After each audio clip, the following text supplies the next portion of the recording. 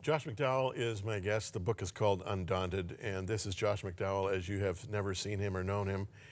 He's world famous as an apologist, but boy, this is some insight into his life. And we have talked about it. He's been very transparent and open and honest about it.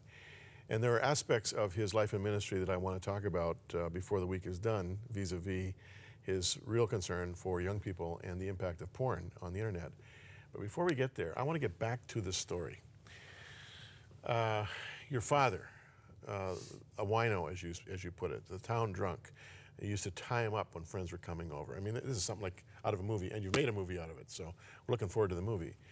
Your mother, would you say grossly overweight, 330 pounds? 346 pounds. 346 pounds. And but only about 5'4".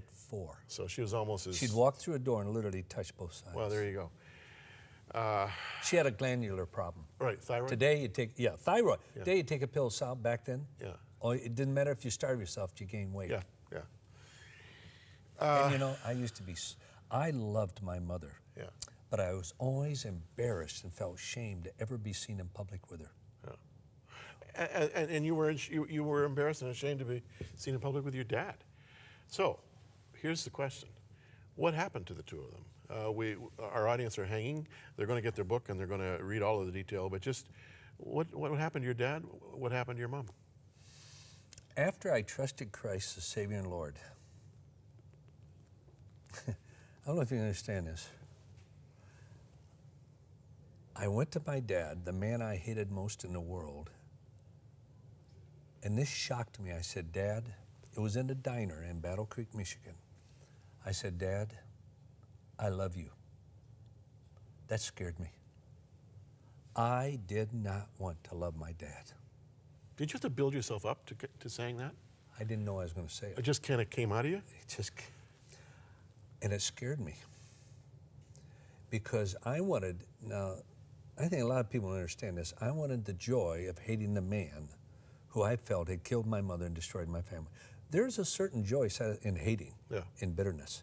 And I want to give that up. And I found myself saying to the man I chose to hate, I love you. Jim, that is when I knew it was true. I was used to loving those I wanted to love and hating those I wanted to hate. I never had the capacity to love those I chose to hate. That's when I knew it was real. And I was in a very, very serious car accident when I went to Wheaton College after I came to Christ my last year and a half. They took me home in an ambulance, strapped me into bed where I couldn't move. I could move, but they didn't want me to because I had severe injury to my neck, which right now is killing me this moment. My neck and my lower back. And I'm strapped in bed and my father walks in. He paces back and forth, finally just stops. He said, son, how can you love a father such as I? And I'm like this. I said, Dad, 6 months ago, I hated you. I despised everything you stood for. But Dad, I've come to know Jesus as Savior and Lord. And I've learned one thing, that God became man, and his name is Jesus. And he is passionate about a relationship with you. He walked out of the room. Here I'm sitting there like the thing. Boy, I blew that one. I don't know, 10, 12 minutes later, whatever, he walked back in. Maybe 45 minutes later. He walked back in, sat down, and he said, son, how can you love a dad like me? And right there, he said, son, if God can do in my life what I've seen him do in your life and forgive me, I want to know him personally. And my father prayed for me, Jim. I'm in bed, I can't move, I'm crying, and I couldn't see my dad. Why? It's like being, open your eyes underneath water. And all it was, because I was crying, all the tears, the nurse taking care of me hadn't arrived yet, and my tears puddled up in my eye sockets. Here I am like this, and I can't wipe my eye. And my father reached over and wiped the tears out of my eyes after he prayed to receive Christ. And very seldom I ever seen this. It was like somebody reached down and turned on a light bulb. I don't think he ever touched alcohol after that. Jim, people say, well, did he go through withdrawals? I don't know. Just to be honest, I don't know. He must have. But he died 14 months later.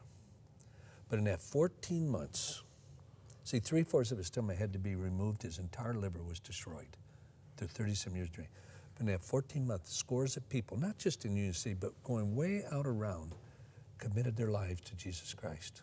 Because of the change in him? The town drunk, my dad. He died shortly after that. That made me mad. But in the 14 months before we talk about your dad dying, were you able to kind of renew relationship with him? I told my children, I said, kids, in many ways you are benefiting from that 14 months that your daddy knew what it was like to have a relationship with your dad. Right. But then he died. That made me mad. Jim, it was like being rejected again. Like I wasn't worth staying alive for. Now that had nothing to do with it, but that's how I internalized it. And then my mom, oh my gosh. I wish my mom were alive today to know her grandkids, great-grandkids. Oh, I do. I don't know how many times I prayed, I wish Mom was alive today. She made me promise several things. She made me promise I'd never drink, I would never swear. And she says, son, will you always be the kind of son I'd be proud of? I wish Mom were alive today to know my family, to know Dottie, to know 4 fantastic kids and 11 grandkids, 3 on their way. But after I trusted Christ, I moved to California to go to law school because that was my dream, to be a lawyer. Ended up at Talbot Seminary, a very rare, the book covers it, unusual experience. I ended up in seminary where my dream was law school.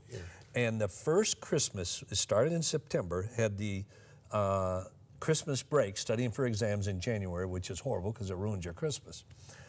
I was all alone. Everybody else had gone home. Well, here, I was a long ways from home, and there was no home worth going to. And it was a Saturday. I couldn't study. My whole mind was, Mom, a believer. What would heaven be like without Mom there? And I couldn't study. So finally, I had a sports car. I'd made a lot of money when I was in college. Yeah, as a painter, right? You painted I started houses? a Superior Painting Company. Yeah, that's how you paid for your trip through Europe. That's right. Yeah. And I got in a car and I drove probably about 45 minutes to Manhattan Beach. I'd never been there before, heard about it, and on the beach, of course, Manhattan Beach. And I parked the car, and here was this famous Manhattan Beach pier. I walked out to the end of it. Now, just before you continue with this, I just want to make something clear to our viewers. Your mom had died. You didn't know if she knew the Lord. Oh, that's right. And this was almost an obsession with you. You were so concerned about her eternal welfare. That's why in my room that Saturday morning I said, Lord, somehow show me that my mother is a believer or not. That's just so I can get it off my... Yeah. Here I am, 2,000 miles away from where I was born. My mother had died, and I prayed this, what to me was impossible. Come on, God can't do that. Now, what you, the viewer, are about to hear here, you're going to think is fiction, all right? And when I read it in the book, I thought, what? I mean, really? Well, listen to this. So I walked out there, and my whole mind's captured by Mom, because I just prayed maybe an hour and 15 minutes before, Dad, or God, show me. I just need to know one way or another. I can get it off my mind, go on with my studies. So I'm walking out. I get maybe 20 yards from the end of the, 12, 15 yards from the end of the pier. And there's this older woman there fishing, had this hat on and everything. And I said, oh, you catching much? She said, yeah, a few, and pulled up the string, showed me, and I just went on. And I was at the end of the pier like this, thinking about my mom, and I heard this voice. It was this woman say, don't do it. She thought I was going to jump. Right. She said, don't do it. I said, what? Don't jump. I said, oh, lady, that's the last thing in my mind. So I went over. I'm not afraid of people. I went over and started interacting with her. And she said, where are you from? I said, Union City, Michigan. She said, really? I know some wonderful people there. Who are they? They said, Edith and Wilmot McDowell. I said, that's my parents. She said, I'm Emma Bowder. I went, oh my gosh, this is the famous Aunt Bowder I'd never met, but always heard of from Idaho. Is your mom's sister? No, just they grew up very, very dear, close friends. Okay. And I said, no kidding. So were you shocked? Oh, of course. Here I'm 2,000 miles away, but I didn't tie it up with my prayer yet. No. So I started talking, found out she attended First Baptist Manhattan Beach. She was a believer. And then I thought, well, my mom, everything. I said, because she grew up with my mother in Boise, Idaho. I said, do you know if my mother ever accepted Christ? I mean, here, maybe an hour and 30 minutes after I prayed the prayer, she said, oh yeah, we went forward in a tent meeting together to accept Christ. I went, oh my gosh. God answered that prayer in about 90 minutes, 2,000 miles away from home. And it's as real in my mind now as when it happened. Do you have this in the movie? Is that? No. No. The movie is about my younger life. About your younger life. Yeah, yeah. But I got to tell you, it built in a confidence in prayer. No kidding. To pray the impossible. No kidding. Well, I mean, it just. And it wasn't a coincidence either. The hair was standing up on my arms when I read it. It would have stood up my head too if I had any. But I was just astonished at this. Now, have you had any further contact with this Aunt Emma? Oh, I did quite a bit. Yeah. Her whole family lived right on the beach. And so as a seminary student, I'd go down there for weekends, had some of the greatest food in the whole world. So suddenly you had family. And oh, yeah, and her son and daughter and others would come over and everything. And she passed away, and of course, I graduated and went on traveling all over the world and lost contact with them. But she passed away maybe 5 years later. How good does this make you feel? I mean, obviously, heaven knows your name. It knows about Josh McDowell and his journey. The fact that the Lord would respond to that heartfelt prayer the way he did, in that way, it's got to be enough to make your life, let alone your day. Yeah. It's allowed me to pray for the impossible, not the ridiculous, the impossible. And you know, through that and through the sex abuse thing, here is a principle I learned. This idea, this thought, has probably had a greater impact on me than any thought I've ever had in my life. When I realized there is nothing too great in my life for God's power to deal with, nor anything too small or insignificant for his love to be concerned about. That concept set me free. Nothing too great for his power to deal with, nor anything too small for his love to be concerned about. Think about that, friends. Think about what Josh has just said here, and get your copy of Undaunted.